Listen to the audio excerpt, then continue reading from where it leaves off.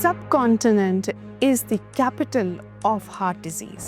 دنیا میں سب سے زیادہ اموات ہارٹ ڈیزیز سے ہوتی. آپ کی فزیکل ایکٹیویٹی کتنی ہے, سوشل انٹریکٹ کتنا ہے آپ کا, ultra processed food, cooked and semi cooked material, جن چیزوں میں آئل ریپیٹڈلی استعمال ہوتا ہے اس میں اتنی زیادہ ٹرانس فیٹس بنتی ہیں اور یہ زہر ہے آپ کے لیے. Nicotine smoke is the worst, لیکن پتے لے کے ان کو جلا کے اس کا اسموک انہیل کریں, ان میں بھی کینسرز کے ایلیمنٹ پائے جاتے ہیں. Sugar is one of the major causes of obesity.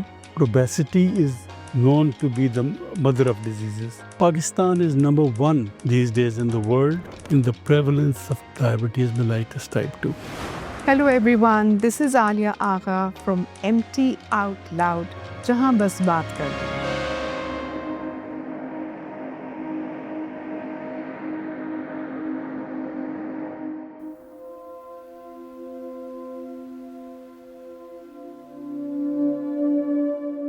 Subcontinent is the capital of heart disease.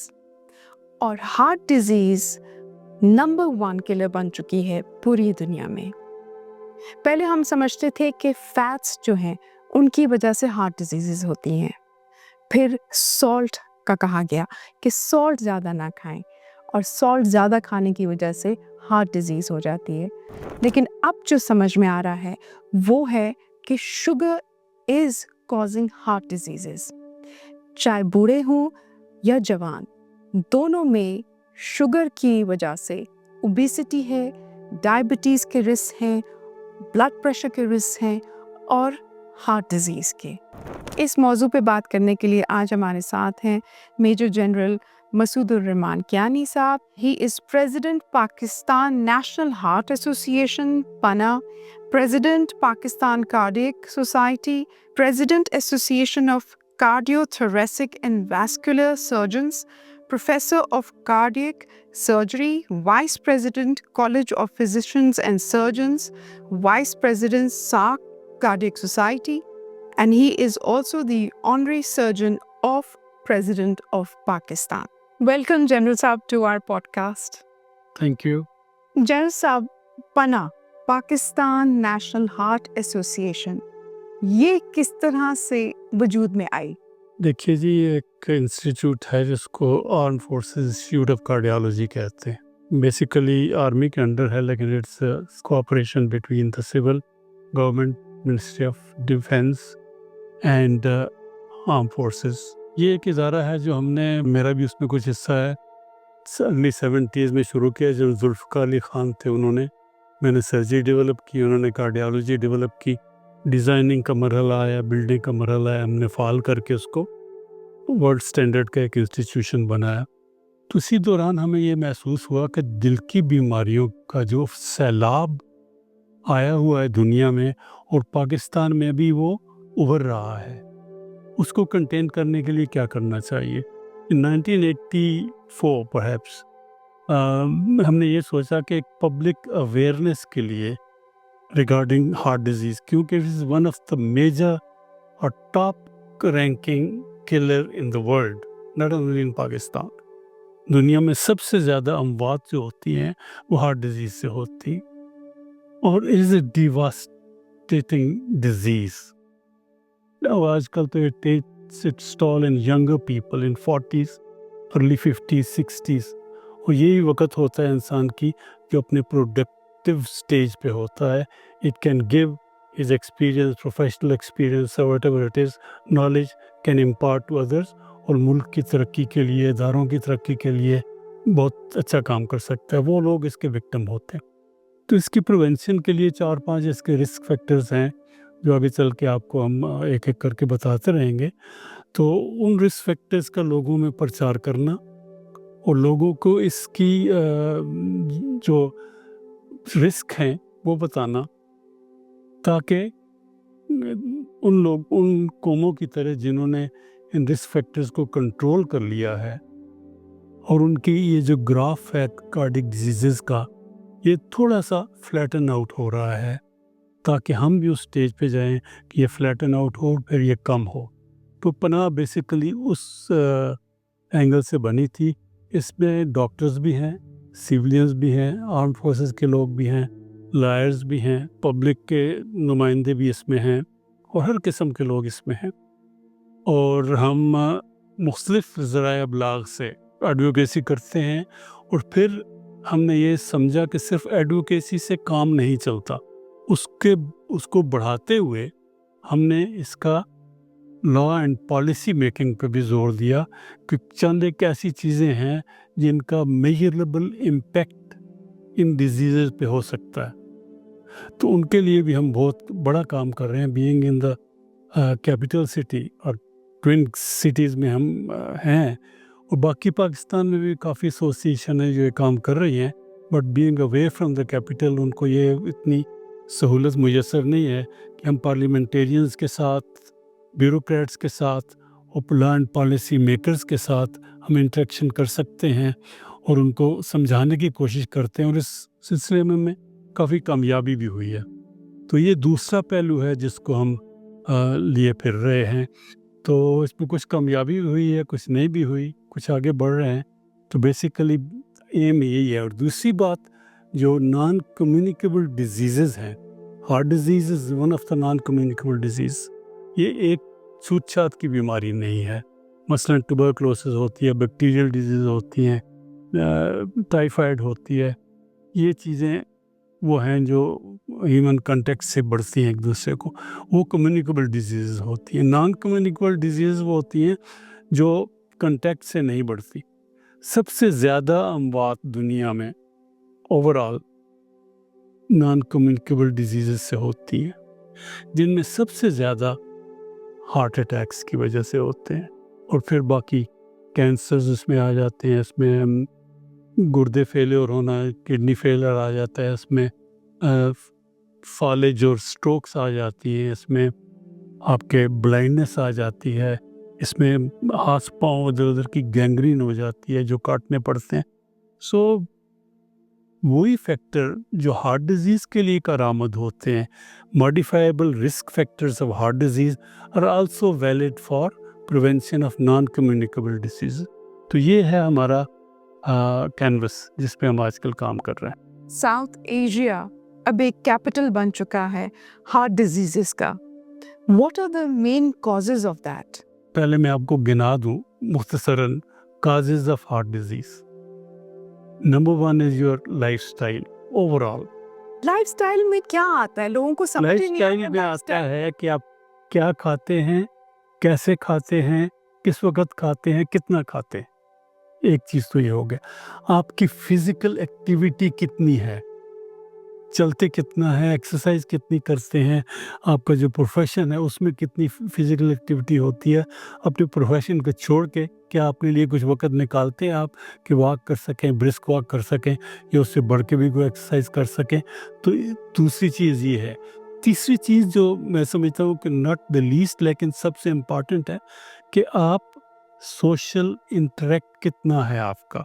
सबसे बड़ा फैक्टर हार्ट डिजीज़ और नॉन कम्युनिकेशन डिजीज़ के लिए ये इम्पॉर्टेंट है।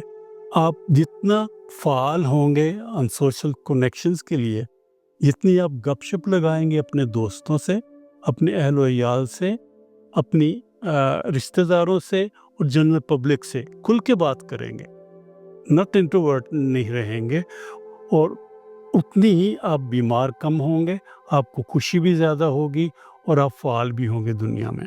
What is the importance of laughter here? एक तो आजकल हम गाफ खेलते हैं सुबह सुबह, और साथ हमारे अयूब पार्क है, वहाँ पे एक साहब योगा भी करवाते हैं और फिर वो लाफ्टर की प्रैक्टिस भी करते हैं, और वो शोर शराबा लोग भी उसमें, एडल्ट्स भी होते हैं, बच्चे भी होते हैं। It's not only an exercise for your lungs, but it increases the activity of your inner body, which produce such hormones and chemicals which are responsible for your health, for your happiness and for your mind clarity. तो laughter की बहुत importance है, लेकिन सबसे जो top है ना, वो सोशल कनेक्ट है। आपके कितने सिंसियर दोस्त हैं, कितने पुराने दोस्त हैं, आप अपने रिश्तेदारों से कितना मिलते हो, उनके दुख दर्द में कितने आप शरीक होते हो, ये भी प्रिवेंशन के लिए एक टूल है। अच्छा, बाकी जो मैं चीज़ें गिना दूँ तो बाद में चलेंगे। diabetes mellitus type 2, another risk factor for heart attacks and heart diseases. Major factor है उनका, इसका अर्ली डिटेक्शन और अर्ली ट्रीटमेंट अगर आप करते रहेंगे तो रिस्क कम होगा, अदरवाइज ये हार्ट डिजीज का रिस्क जो है वो ऑलमोस्ट डबल कर देता है। ब्लड प्रेशर अगेन आपका टेंशन की वजह से, केमिकल की वजह से, आपके डाइट की वजह से, आप कितना खाते हैं, किस तरह खाते हैं, क्या नहीं खाते, क्या ज़्यादा खाते हैं, तो आपको ब्लड प्रेशर भी उसी की वजह से होता है। और देन योर इनर बॉडी में आपके मेटाबॉलिज्म कैसा है, आपके अंदर फैट कितनी बनती है, कितना आप इस्तेमाल कर सकते हैं, कितना आपकी बॉडी में स्टोर होती है, वो किस तरीके से स्टोर होती है, आप जो डाइट में लेते हैं किस किस्म की फैट लेते हैं, उनमें कितना कौन सी होती है जो Saturated, unsaturated fats एक and और किस्म, trans आप fats. कोई भी किस्म का ऑयल ले लें, कोई भी किस्म की फैट ले लें, घी ले लें, मक्खन ले लें, जैतून का तेल ले लें, उनको आप अगर उबालते हैं ना, जब जो हमारी डाइट है कि हम तड़का लगाते हैं खूब उबलते हुए, उसमें ट्रांस फैट्स बनती है। तो ये तड़का और ये जो है आपके भूनने का जो तरीका भूनने होता का है, जिन चीज़ों में आपका वो ऑयल या घी या व्हाटएवर इट इज़ रिपीटेडली इस्तेमाल होता है, उसमें उतनी ज़्यादा ट्रांस फैट्स बनती हैं और ये जहर है आपके लिए। दूसरा हमारा एक सेगमेंट है जिसमें हम अल्ट्रा प्रोसेस्ड फूड जो आपको सुपर मार्केट्स और सुपर बेकरीज में मिलता है, cooked and semi cooked material, उसमें ट्रांस फैट्स कितने होते हैं, उसमें शुगर्स कितनी होती हैं, उनमें प्रिजर्वेटिव कितने होते हैं, उसमें आपके खुशबू बढ़ाने के लिए क्या चीज़ें इस्तेमाल करते हैं, उसमें अब उसका जायका बढ़ाने के लिए क्या इस्तेमाल करते हैं, और ये सारी चीज़ें मिल के ना आपके लिवर पे इतना बोझ डालती हैं, आपके दिलो दिमाग के ऊपर बोझ डालती हैं, तो उसके खिलाफ ही आजकल हम जहाद कर रहे हैं। और स्मोकिंग, आपको अंदर से आपका वो जो है ना एनवायरनमेंट तो बाहर होती है ना, आपकी इंटरनल एनवायरनमेंट लंग्स के ज़रिए और वो ब्लड के ज़रिए उसको ख़राब करती है। आपने जितनी चीज़ें बताई अब तक, ये सारी की सारी हमारे मेरा ख्याल में मुल्क में बहुत मौजूद ज़्यादा है हैं। और बढ़ती जा रही है, इन सब के खिलाफ जिहाद करना है। जब आप स्मोकिंग की बात करते हैं तो क्या वेप भी उसमें आता है? Everything, every type of smoke, आप बस जो सांस लेती है ना, स्मॉग या कोई स्मोक में सांस लेती है, वो भी उसमें आता है। Nicotine smoke is the worst, लेकिन बाकी किस्म के स्मोक जो है ना, उसमें आप पत्ते लेके उनको जला के उसका स्मोक इनहेल करें, उनमें भी कैंसर्स के एलिमेंट पाए जाते हैं जो कैंसर पैदा करते हैं। एक मेरी आदत है, मैं वो आपसे वेरीफाई करवा लूँ, ये मौका मैं ले लूँ। बचपन से हम सुनते आए हैं कि हरमल के साथ आपको घर में थोड़ा सा धुन्नी देनी चाहिए, तो वो मैं करती रहती हूँ। हाँ, इज दैट उसके फायदे भी हैं, लेकिन एक हद तक, इतना ना हो कि आप उन्हीं को ही इनहेल करती रहें और काफ आपकी जो हवा है वो कम हो और आपके अंदर स्मोक ज़्यादा चला जाए। उनमें कार्बन मोनोऑक्साइड होती है, काफ़ी हद तक होती है, तो वो आपके हीमोग्लोबिन को भी इफ़ेक्ट करती है काफ़ी। कुछ हद तक तो ठीक है, लेकिन इतना घर में धुनी देने में ठीक है, लेकिन अपने आगे रख के उसको सूंघना, उसको इनहेल करना, दैट इज़ हार्मफुल। जैन साहब, ये बताइए कि पहले हम सुनते थे कि हार्ट अटैक हुआ तो बहुत एजड लोग होंगे, अब 70, फिर ये थोड़ा कम होने लगा, 50s में आने लगा, फिर ये 40s में, अब तो 30s एंड 20s में आने लग गया है। So what is increasing in Pakistan out of all these lifestyle points that you have mentioned? एक ज़माने में हम जब मेडिकल कॉलेज में पढ़ते थे ना, that is in early 60s और 50s, डिजीज़ की क्लासिफिकेशन ये की जाती थी कि disease of the rich and disease of the poor. Heart disease and diabetes mellitus were disease of the rich. बिल्कुल। लेकिन अब ये क्लासिफिकेशन बिल्कुल गलत हो गई है। Everybody is equally affected by diabetes and also the heart disease. अब आपने पहले जिक्र किया था कि इस सब कॉन्टिनेंट में क्यों ज़्यादा है डायबिटीज़ और हार्ट डिजीज़। इसमें कुछ जेनेटिक फैक्टर्स भी हैं, कुछ ऐसे जीन पाए गए हैं ये सब कॉन्टिनेंट के सारे कंट्रीज़ में they are more susceptible to the disease. इनमें जल्दी एज में आ जाती है. आमतौर पे ये ओल्ड एज डिजीज़ है. Atherosclerosis is the basic disease जो आर्टरीज़ को सख्त करती है और तंग करती है, खुसूसी तौर पे दिल के आर्टरीज़ को, जिसको कॉरोनरी आर्टरीज़ कहते हैं. पहले ओल्ड एज में नॉर्मल होता है कि एक आदमी 80-90 साल का हो गया तो उसकी आर्टरीज़ हार्डन होगी एज के साथ साथ, लेकिन आस्ते आस्ते इट क्रीप्स अप डाउन. अब आपने जैसे कहा कि 30s में और 40s में भी ये डिजीज़ आने लगी है और हार्ट अटैक होने लगे हैं. एक तो सब कॉन्टिनेंट में ज़्यादा यंगस्टर्स को ये बीमारी होती है जेनेटिक्स की वजह से. दूसरी हमारी आदत बहुत ख़राब हैं. हमने वेस्टर्न कंट्रीज से अच्छी चीज़ें अनफॉर्चुनेटली नहीं सीखी. क्या सीखना चाहिए था हमसे हमें? Regularity in life, lifestyle, physical activity. हम जहाँ पे पहले मैं स्कूल जाया करता था, प्राइमरी में 4 किलोमीटर पहाड़ों में चल के स्कूल था मेरा, आना और फिर 4 किलोमीटर आना. एबटाबाद में जब मेरा स्कूल था, हाई स्कूल और college, we used to go on foot to the college. वो 2-3 किलोमीटर होता था, हम जाते थे. आजकल लोग दे डोंट डू इट. या उनके पास मोटरसाइकिल है, साइकिल भी नहीं, या वो इंतज़ार करते हैं कि वो सुजुकी आए. ये सुजुकी ने काम बहुत ख़राब किया है. या फिर बाइक ही आ जाए. जब बाइकें आ जाए तो वो हमें ले जाए. इवन 1 किलोमीटर के लिए हम इंतज़ार करते हैं. जितनी देर में हम आधा किलोमीटर चल जाते हैं तो फिर हमें सुजुकी मिलती है. तो फिज़िकल एक्टिविटी तो हमारी हो गई ख़त्म. हम बैठे रहते हैं, हम टेंशन्स पालते हैं. ज़हनी कोफ्त, वो भी दिल की बीमारियों का बायस बनती है. Is one of the major factors. ज़हनी कोफ्त का एक पैटर्न बन चुका है लोगों की सोच में. ये किस तरह से हम solve खरीदते करें? हैं ज़हनी टेंशन, वी बाई इट. अक्सर लोग हम मुसाबकत, डॉक्टर हमें कहते हैं कि जी स्ट्रेस ना लें. हम स्ट्रेस कैसे ना लें? बच्चे हैं, नौकरी है, घरदारी है, गाड़ी लेनी है, गाड़ी ठीक करानी है. तो लोग आम तौर पे समझते हैं कि doctors make a sweeping statement about कि स्ट्रेस ना लें. देखिए डॉक्टर्स भी जनरल पब्लिक में शामिल हैं. मैं बताऊँ आपको, वो कोई बाहर की मखलूक नहीं है. देखें, टेंशन्स, हम मुसाबकत बेसिकली एक चीज़ है कि एक दूसरे से आगे निकल जाना. मेरे दोस्त के कितने मार्क्स आए हैं इम्तिहान में, मेरे उससे बेहतर मार्क्स हों, और मैं उससे ज़्यादा मेहनत करूं या ना करूं. अब हार्ड वर्क जो है ना, सिंपल हार्ड वर्क अच्छी नीयत के साथ आपको स्ट्रेस में नहीं लाता. स्ट्रेस में क्या लाता है कि जब समझ नहीं आती उसको कि क्या मैं पढ़ रहा हूँ, फिर रट्टा लगाने की कोशिश करते हैं, और फिर ये कि उसका नतीजा क्या होगा. मैं जो होता हूँ, नहीं यार मुझे इससे ज़्यादा नंबर लेने चाहिए, अगर ना है तो फिर और टेंशन. मेरे दोस्त क्या कहेंगे, मेरे माँ बाप क्या कहेंगे, यार बड़ा कौन-ज़हन है. वो किस ये चीज़ें भी बाई इट. एडिशनल फैक्टर्स हैं. अब मेहनत कर, नीयत अच्छी हो, मेहनत करें, नतीजा खुदा पे छोड़ें. माँ बाप इतना फोर्स करते हैं बच्चों को कि तुमने फर्स्ट क्या आना है. पहले पूछे माँ बाप से क्या वो फर्स्ट आते थे.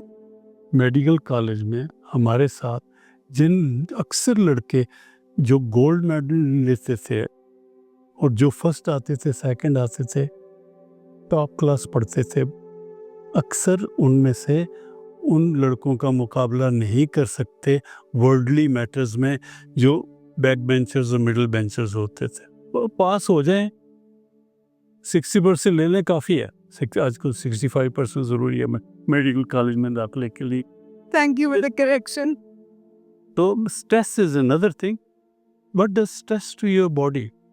It again creates certain chemicals in your body which are harmful for the arteries, और arteries को सख्त करने में, उनकी इलास्टिसिटी ख़त्म करने में वो मददगार होती हैं. तो आपको स्ट्रेस में हार्ट अटैक भी ज़्यादा होता है और बाकी ज़हनी बीमारियां भी उससे ज़्यादा. जो स्ट्रेस हार्मोन्स हैं जैसे कॉर्टिसोल हो गया और एड्रेनलिन हो गया, ये बॉडी में कितनी देर रहते हैं? जल्दी मेटाबोलाइज हो जाती है, ज़्यादा देर नहीं रहती. लेकिन फिर आपको अगर कांस्टेंट इनकी प्रोटेक्शन जारी रहे तो वो आप एक short lived stress is a normal thing. Continuous stress in life, that's a harmful thing. तो उसमें हमारे एक उस्ताद होते थे, अल्लाह उनको जन्नत नसीब करे, था वो آرتھوپیڈک کے پروفیسر تھے وہ کمیونسٹ مائنڈیڈ پکے. وہ کمیونسٹ کے ڈکٹیٹر جو وہاں جو ہوتے تھے اسپین میں ادھر پڑھنے کے لیے گئے, فرسیس کرنے کے لیے والنٹیئر ہو گئے اس کی آرمی میں, وہ لڑتے بھی رہے. پروفیسر ایوب خان وہ کہتے تھے ہمیں میڈیکل ایتھکس پہ لیکچر دیتے تھے.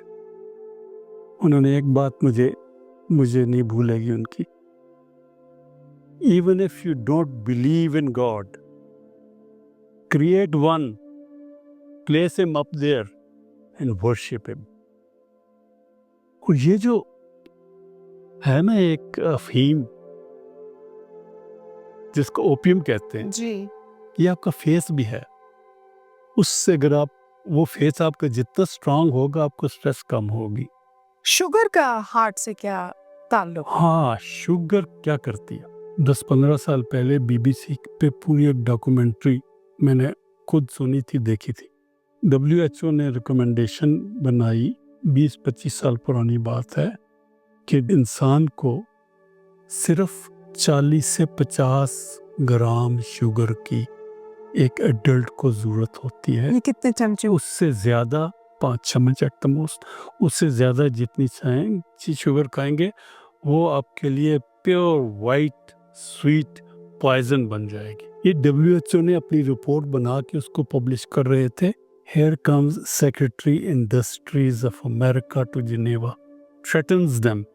WHO اس وقت بھی فنڈنگ ہوتی تھی اس کی زیادہ تر یونائٹڈ اسٹیٹس سے. اب تو آپس میں وہ ٹرمپ نے کچھ اور ہی کر دیا, پتہ نہیں کیا کر دیا.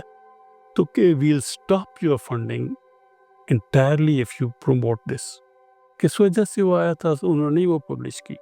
کس وجہ سے وہ کیا تھا انہوں نے, کہ انہوں نے کہا کہ جی if you go in high street in America, ایک میل میں 4 یا 5 یا 6 آپ کو sugary drinks and sugary edibles کے بڑے بڑے ایڈورٹیزمنٹس ملتے ہیں. وہ ساری انڈسٹری پنپتی ہے اس سے.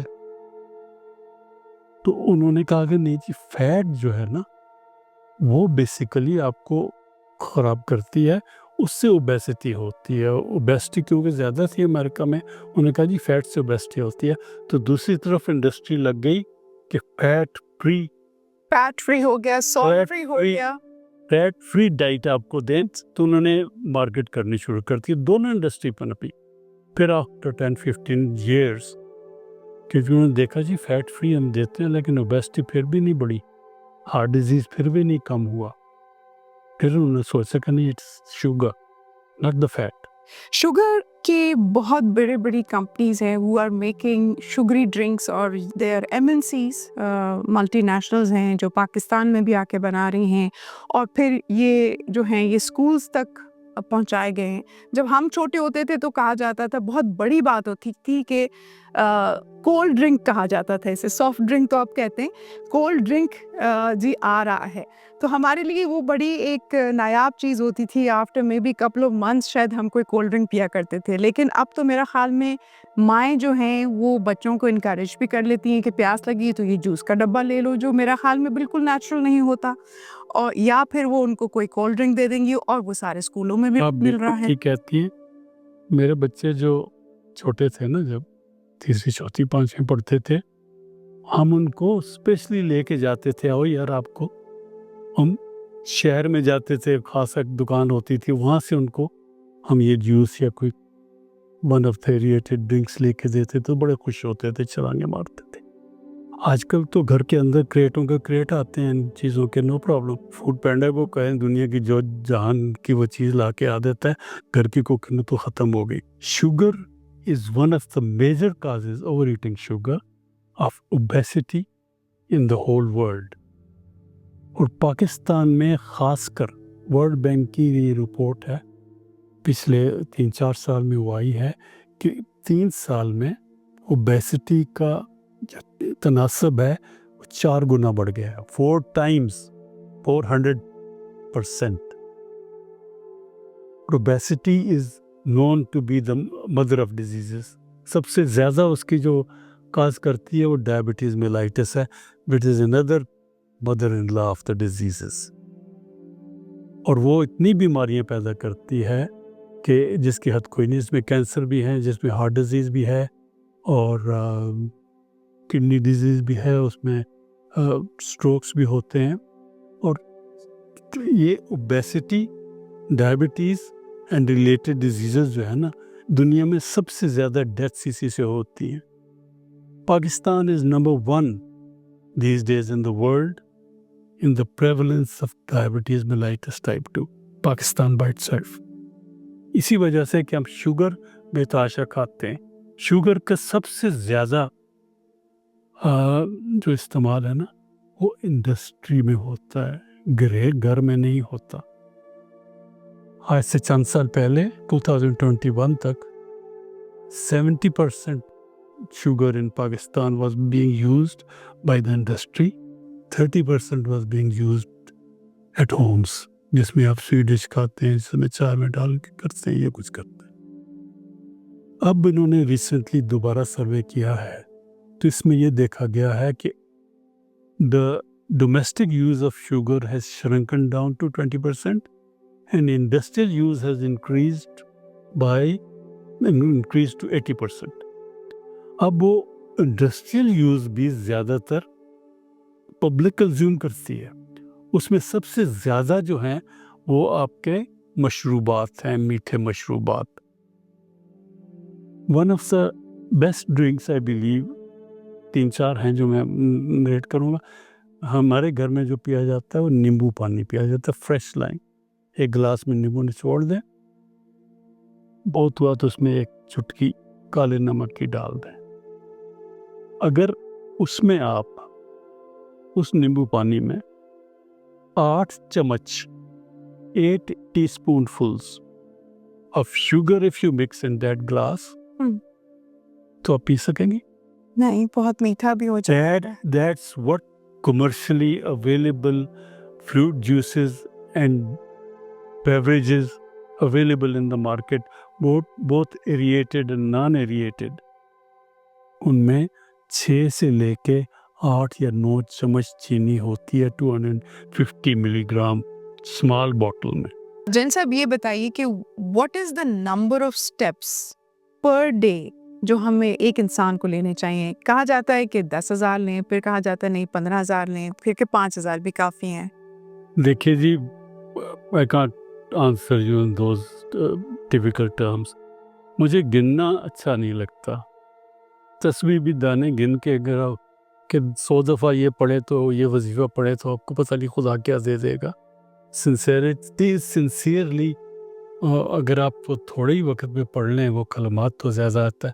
اب دیکھیں اسٹیپس از آلرائٹ, لیکن میں یہ کہوں گا کہ اف یو ایٹ لیسٹ جو چاہیے ایک ایڈلٹ کو is a semi brisk walk for about an hour. 1 گھنٹہ. ہاں جی, جب جاگنگ کا کریز ہوا نا اور بغیر سوچے سمجھے بونا نہ بھی چھوٹا نہ بھی جاگنگ شروع کی, کئی لوگوں کو راستے میں پرابلم شروع ہو گئی. If you are to do more, میں ایڈلٹس کے لیے بات کر رہا ہوں, اور specially over 40 years of age. If you are to do more you have to go to the doctor.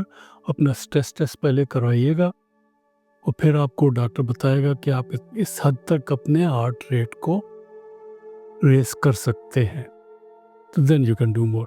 But brisk or semi brisk walk for at least an hour a day is a minimum thing. اور دوسرا یہ کہ کئی لوگ کہتے ہیں جی تو میرا تو کام ہی ایسا ہے, میں سیلز مین ہوں شاپ میں, یا میں فیکٹری میں کام کرتا ہوں, اوپر نیچے جاتا ہوں. لیکن نہیں, اپنی صحت کے لیے آپ کو باقی ساری چیزوں کو علیحدہ کر کے, اپنے کام کو علیحدہ رکھ کے اپنے لیے کچھ وقت نکالیں. اسٹریس کم کرنے کا طریقہ میں آپ کو بتاؤں. جی. آپ 24 آورز میں کچھ وقت خالص اپنے لیے نکالیں. اس وقت میں آپ دنیا کی جتنی وریز ہیں گھر میں یا آپ کے ورک پلیس میں یا آپ کی سوسائٹی میں, ان کو ایک طرف رکھیں. کچھ ایسا کام ڈھونڈیں جس کے اوپر آپ کنسنٹریٹ کر سکیں اور ان چیزوں کو بھول سکیں. مثلاً کوئی سپورٹ. گولف کھیلتا ہوں میں سکھایا گیا کہ گولف کی بال کی طرف دیکھتے جاؤ, جب دماغ آپ کا بالکل خالی ہو جائے، باقی چیزوں سے صرف گاف کا بال ہی آپ کو نظر آئے، تو پھر اس کو ایڈ کر پھر سیدھی جاتی ہے. اتنی کنسنٹریشن کریں. آپ ایسی عبادت کریں کہ خدا آپ کو دیکھ رہا ہے یا آپ خدا کو دیکھ رہے ہیں.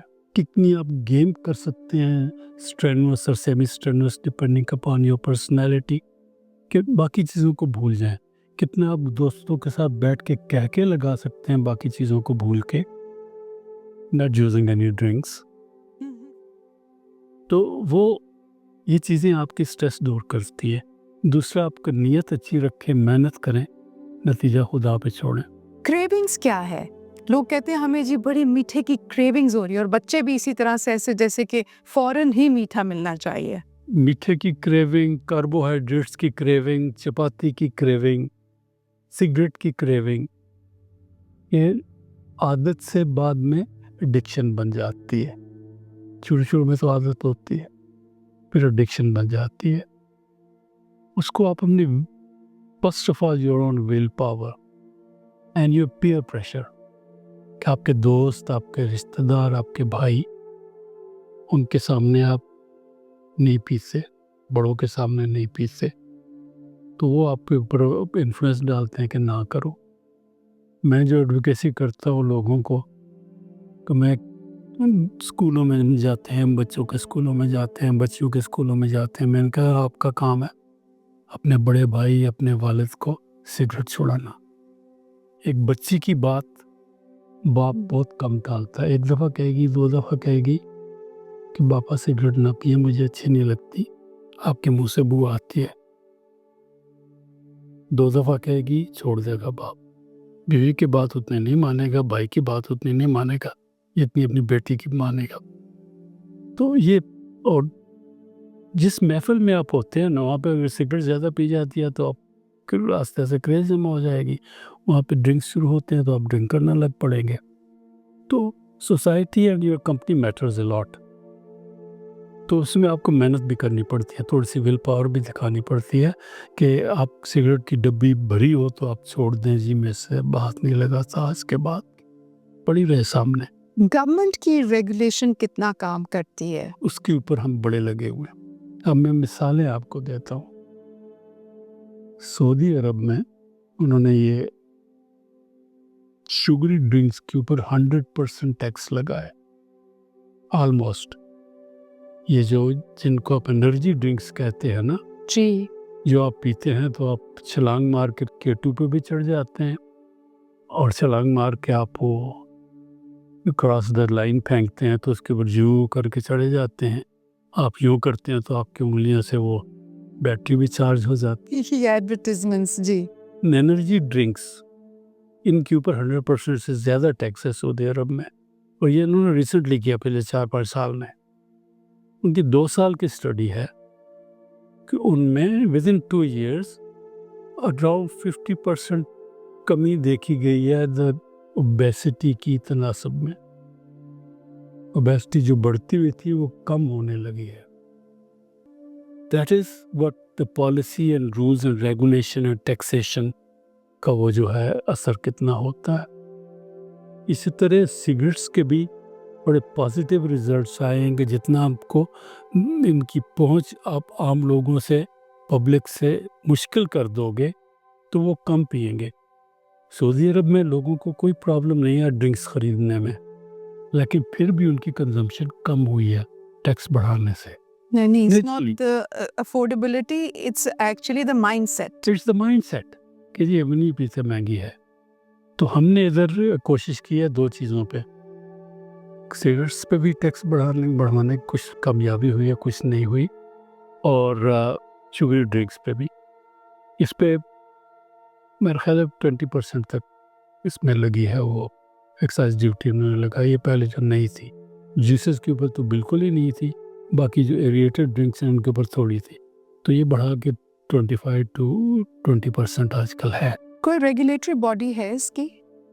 ہیں، لیکن انڈسٹریلسٹ، اور جن کو میں شوگری مافیا یا drinks mafia, soft drinks mafia کہتا ہوں، ان کی پہنچ اتنی ہے ہر جگہ پہ، ارباب اختیار تک، کو جتنی پالیسیز ہم بنا کے بھیجتے ہیں، کوشش کرتے ہیں، ہمارے پورے 1 سال کی کوشش کرتے ہیں، جن میں ہم منسٹریز کو ملتے ہیں، جا کے FPR والوں کو ملتے ہیں، اور ان کا ایٹیٹیوڈ بڑا پازیٹیو ہوتا ہے، بل پاس ہونے تک کی سٹیج پہ پہنچ جاتے ہیں، جب ایکچوئل بجٹ پیش ہوتا ہے تو ان میں کچھ نہیں ہوتا۔ تمباکو کا بھی یہی حال ہے اور شوگر کا بھی یہی حال ہے۔ تو ہم fake statistics and some fake research کا سہارا لے کے وہ اپنے اسٹیٹسٹکس پیش کرتے ہیں کہ نہیں یہ تو نہیں ہے، پھر ان کے اپنے بہانے ہوتے ہیں کہ سگریٹس کا ہم ٹیکس بڑھائیں گے تو illicit ٹوبیکو ٹریڈ بڑھے گی۔ جی اسی طرح یہ شوگر ڈرنکس والے کہتے ہیں کہ آپ ٹیکس بڑھاؤ گے تو ہمارے اسپوریس ڈرنکس جو ہے مارکیٹس میں زیادہ آنے شروع ہو جائیں گے، بٹ ان کا کنٹرول کرنے کا اپنا میکنزم ہونا چاہیے باب اختیار کے پاس۔ اپنی گورننس کو بہتر بنانے کی ضرورت ہے، پالیسی امپلیمنٹیشن کی ضرورت ہے، ٹریک اینڈ ٹریس کا سسٹم بہتر کرنے کی ضرورت ہے۔ بڑی مشکل سے ہم لوگوں سے مل کے ہم نے 3-4 سال محنت کر کے ٹریک اینڈ ٹریس والے FBR سے وہ شروع کیا، اس میں بھی بیچ میں باتیں شروع ہیں، پوری طرح وہ بھی امپلیمنٹ نہیں ہو سکا۔ تو یہ جو تمباکو پہ ٹیکس بڑھے ہیں نا، اس کے اوپر گورنمنٹ کے ریونیوز میں اضافہ ہوا ہے، ٹھیک ہے۔ اور دوسری طرف آپ کا جو انویزیبل چیز ہے جو ہمیں نظر نہیں آ رہی کہ ہم جتنا اسپینڈ کرتے ہیں، ہمارے ہیلتھ ڈپارٹمنٹ اور ہاسپٹل میں جتنا ایکسپینڈیچر ہے، جتنا میڈیسنز کا ایکسپینڈیچر ہے، وہ کہیں زیادہ ہے جتنا آپ کو ریونیو آتا ہے ٹیکسز سے۔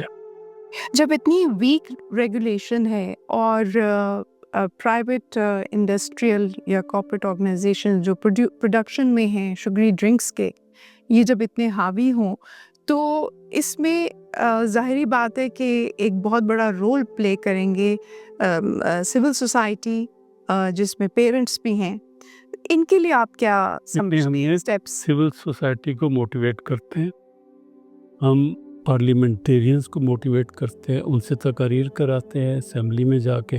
ہم اسمبلی میں جا کے بیٹھے بھی ہیں، ہم نے اسپیکر صاحب سے بھی مذاکرات کیے ہیں اور بہت پازیٹیو ہمیں رزلٹ دیکھنے کو ملتے ہیں، لیکن فائنل آؤٹ کم جو ہے نا وہ نہیں بنتا جو ہماری لوگوں کی آپ وہ چیز کیوں لوگوں کو کھلاتے پلاتے ہیں جن سے آپ کا اخراجات ہیلتھ کیئر ڈیلیوری سسٹم پہ بڑھ رہا ہے؟ 2 وجوہات سے بڑھ رہا ہے۔ ایک ہماری ان عادات و اطوار سے کہ ہم ہیلدی ڈائٹ نہیں کھاتے اور ایسی چیزیں کھاتے ہیں جس سے بیماریاں زیادہ بنتی ہیں، اور دوسرا آبادی بڑھ رہی ہے ہمارے، اس کو کوئی کیٹر نہیں کر رہا سم اور ادر، اس کے اوپر آپ اسی کے لحاظ سے آپ کے ہاسپٹل بیڈز نہیں بڑھ رہے، نئے ہاسپٹلز نہیں بن رہے، نئے اسکول کالجز نہیں بڑھ رہے، نئی ایسی ایسوسیشنز نہیں بڑھ رہی ہیں، ان کے ریسورسز نہیں بڑھ رہے کہ جو کہ بڑھتی ہوئی آبادی کو قائل کر سکیں، ان تک پہنچ سکیں، ریموٹ ایریا میں ان تک پہنچ سکیں۔ پاکستان نیشنل ہارٹ ایسوسی اسکولوں، گرجوں، مسجدوں، یونیورسٹیز اور کشمیر کے کافی علاقوں میں ہم گئے ہیں، کوئٹہ تک گئے ہیں، کراچی تک گئے ہیں، سوات تک گئے ہیں، وہاں پہ سیمینارز کیے ہیں، وہاں پہ ہم نے ورکشاپس کیے ہیں CPR کے، ہارٹ ڈیزیز کا جو کارڈیو پلمنری ریسسیٹیشن ہوتی ہے اس کے، اور 7 لوگوں کو ہم نے ایڈوکیسی بھی کیا، ہم نے پمفلیٹس بھی بانٹے ہیں، سوشل میڈیا پہ ہم کافی ایکٹیو ہوئے ہیں، اسی طرح پبلیکیشن بھی اس زمانے میں کرتے رہے، وہ ہماری کم ہو گئی ہیں کیونکہ سوشل میڈیا زیادہ بڑھ رہا ہے، لکھی چیز کو کم لوگ پڑھتے ہیں، تو اس کا بڑا امپیکٹ ہوتا ہے۔ کوئی مضر سے چیز کو لوگوں کی پہنچ سے دور کرنے سے بیماریاں کم ہوتی ہیں اور آپ کا ہیلتھ کیئر برڈن بھی کم ہوتا ہے۔ دور کرنے کے لیے سب سے جو مؤثر ذریعہ ہے وہ پیونیٹیو ہے، ٹیکس بڑھائیں، اور پھر جب آپ کہتے رہیں گے ایک اچھی چیز، موٹر وے پہ کیوں لوگ بیلٹ باندھتے ہیں؟ کیونکہ فائن ہو جاتا، فائن ہوتا ہے۔ یوتھ ہمارا اتنا زیادہ ہے، ان میں اتنی بری عادت ہو چکی ہوئی ہے کہ sugary drinks are mostly available. Islamabad نے ایک موٹ کا انعقاد کیا جس میں پورے پاکستان سے 4 صوبوں سے یونیورسٹیز کے اسٹوڈنٹس آئے، ان کو ہم نے پہلے تیار کیا ہوا تھا، ان کو ہم نے ٹاسک دیے ہوئے تھے کہ آپ سب نے ایک ایک ویڈیو بنا کے لانی ہے. اسٹوڈنٹس کے 4-5 اسٹوڈنٹس کے گروپ تھے کہ آپ نے شوگری ڈرنکس کے بارے میں آپ نے چھوٹی سی پوڈ کاسٹ قسم کے یا وہ لے کے آنی ہے, اور جن کا سب سے 3-4 اچھے ہوں گے ان کو ہم تھوڑا وہ ریوارڈز بھی دیں گے, سب کو دیں گے. ہم نے اینکر پرسن ان کے پروفیسر میں سے ایک پروفیسر کو لگایا تھا کہ آپ یہ سب کچھ آرگنائز کریں, اور انہی کے تھرو ہی ہم ان کو جو ہمیں کچھ فنڈنگ کہیں سے ملتی ہے تو ہم ان کو پیسے دیتے کہ جو اسٹوڈنٹس کو یہ کام سارے کروائیں گے. تو اس کا فائدہ ہمیں بہت ہوا, بہت انٹرسٹ لیا لوگوں نے. پھر یونیورسٹیز میں انہوں نے ایک نیوکلس بنایا ہوا ہے, نہ کہ اپنی یونیورسٹی میں بلکہ وہ بچے جا کے اسکولوں میں اور کالجوں میں اور جنرل پبلک کو بھی اویئرنیس کرنے میں کافی کوشاں رہتے ہیں. اب اس چیز کو آگے بڑھانے کے لیے ایک بہت بڑی آرگنائزیشنز کی ضرورت ہے. ایک پاکستان نیشنل آرٹس ایسوسی یہ کام نہیں کر سکتی جب تک گورنمنٹ لیول پہ اس کی وہ سرپرستی نہ کی جائے. ہماری طبی لفظوں میں ہم کہتے ہیں اس کی مخالفت بڑی ہوتی ہے کہ پریونٹیو میڈیسن کا کیوریٹیو میڈیسن کی منسٹری سے الگ منسٹری ہونی چاہیے. اس کا اپنا سیپریٹ بجٹ ہونا چاہیے, کیونکہ اسپتال چلانے کے لیے جو بجٹ ہوتا ہے وہ تو وہیں پہ پورا ہو جاتا ہے, پریونشن کے لیے تو کوئی. And then in medical colleges اور میڈیکل انسٹیٹیوشنز میں تھیوری پہ تو بہت زور دیا جاتا ہے, لیکن پریکٹیکلی یہ انسینٹیو ڈریون پروفیشن نہیں ہے پریونٹیو کارڈیالوجی کا یا پریونٹیو میڈیسن کا. لوگوں کا اسٹرکچرڈ پروموشنز نہیں ہوتی, ان کی پرائیویٹ پریکٹس نہیں ہوتی کہ انہوں نے لوگوں کو یہی کہنا ہے کہ بھئی آپ یہ کھاؤ اور یہ نہ کھاؤ. اس کے تو لوگ پیسے نہیں دیتے. پرائیویٹ پریکٹس میں بیٹھتے ہیں, آپ سے ایڈوائز کریں تو کوئی نہیں آپ کے پاس آتا. تو ان کے لیے انسینٹیو ڈریون ہونی چاہیے, ان کے لیے سیپریٹ بجٹ ہونا چاہیے منسٹری میں. اگر سیپریٹ منسٹری نہیں بنا دے تو ایک سیپریٹ ڈائریکٹریٹ ہونا چاہیے, اور جو ان چیزوں کو اپنی جو پورے پاکستان میں پاکستان نیشنل آرٹس ایسوسی کے طرح اور بھی آرگنائزیشن ہیں جس طرح کا کام کرتی ہیں لوکل لیول پہ, ان کے ساتھ کوآرڈینیٹ کر کے اور ان معاملات کو عام پبلک تک پہنچائے. ہمارے جو کوآپریشن ہے نا ہماری, وہ پاکستان کی جتنی ڈاکٹروں کی پروفیشنل ایسوسیشنز ہیں, ڈائٹیشنز کی پروفیشنل ایسوسیشن ہیں, ان سے ہمارے بڑے اچھے روابط ہیں. کارڈیالوجی سوسائٹی ہے, پاکستان کارڈک سوسائٹی ہے, پاکستان سرجنز کارڈک سرجنز کی سوسائٹی ہے, پاکستان چیسٹ فزیشین کی سوسائٹی ہے, کینسر والوں کی سوسائٹی ہے, میٹابولک ڈیزیز والوں کی سوسائٹی ہے. تو ان سے ہم گائے بگائے ایڈوائز بھی لیتے ہیں, اور پھر ہم نے جو کام کروانا ہوتا ہے نا CBR کو ہم پریشرائز کرنے کے لیے, بل شل بنانے کے لیے ان کی ریکمنڈیشن لیتے ہیں. پاکستان ڈائبٹیز ایسوسیشن ہے, تو ان سے بھی لیٹر لکھواتے ہیں تاکہ ان کے اوپر پریشر بڑھے اور وہ کچھ کام کے رولز اینڈ ریگولیشن اور پالیسی بنائیں. کچھ حد تک کامیابی ہوئی ہے, لیکن not very significant. مجھے لگتا ہے بہت کام کر رہے ہیں آپ, تو مجھے I wish you really best of luck with so much work. مجھے لگتا ہے پروگریس ہے لیکن سلو ہے, تو انشاءاللہ we will be reaching somewhere. میں جلال صاحب آپ سے بہت چھوٹے چھوٹے جواب پوچھوں گی, اس میں سے آپ کون سا سب سے زیادہ کنڈیم کریں گے, میدا, نمک یا چینی؟ چینی. آلیو آئل, گھی یا ویجیٹیبل آئل؟ اس پہ کون سا زیادہ پسند کریں گے؟ آپ ریکمینڈ کریں گے؟ ریکمینڈ کریں گے آلیو آئل تھوڑا.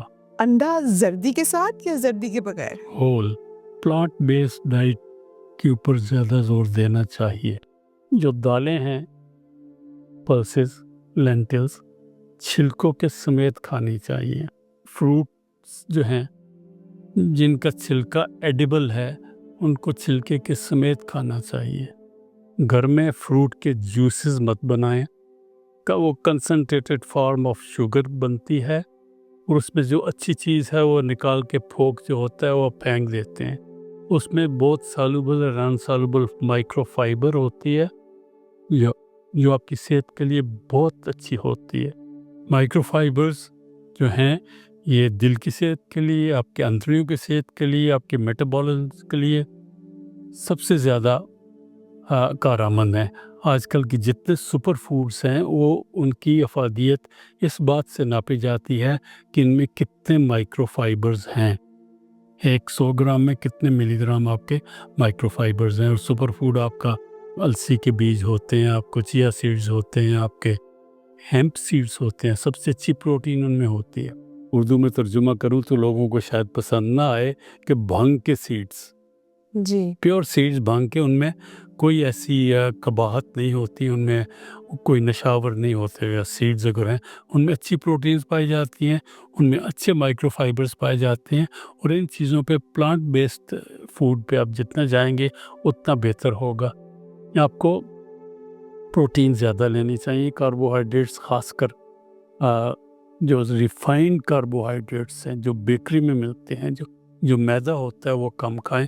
اگر کھانے میں یعنی ہول ویٹ کا فلور بنا کے وہ کھائیں۔ ایک ملٹی گرین روٹی ہوتی ہے، ملٹی گرین آٹا ہوتا ہے، وہ بھی استعمال کر سکتے ہیں، لیکن مشکل یہ ہے کہ آپ جب بازار سے خریدتے ہیں ملٹی گرین تو وہ اتنا ہوتا نہیں ہے ملٹی گرین۔ براؤن بریڈ خریدیں تو اکثر اس میں رنگ ڈالا ہوتا ہے، اس میں وہ نیچرل انگریڈینٹس نہیں ہوتے۔ Thank you so much Jalil صاحب for being on our podcast. Pleasure was mine Aliya. Lastly میں یہ بات کرنا چاہوں گی کہ جو ہماری ڈیزیزز ہیں، اسپیشلی ڈائبٹیز ہو گئی، ہارٹ ڈیزیزز ہو گئے، کینسر ہو گیا، یا اور دوسری نان کمیونل ڈیزیزز جو ہیں، وہ ہمارے نیشنل ایکسچیکر پہ یعنی ہیلتھ سسٹم کے اوپر بہت بڑا برڈن ہے۔ اس میں فار ایگزامپل جو ہم صرف لون لیتے ہیں، پاکستان لون لیتا ہے IMF سے، وہ $1.3 بلین کا ہے، جبکہ ہم صرف ایک ڈیزیز جو ہے ڈائبٹیز، اس کی مینجمنٹ پہ پاکستان 2.6 بلین خرچ کرتا ہے۔ تو پاکستان کو بچانے کا بہترین طریقہ ہے کہ اپنی صحت اور اپنے پیاروں کی صحت کا خیال کریں۔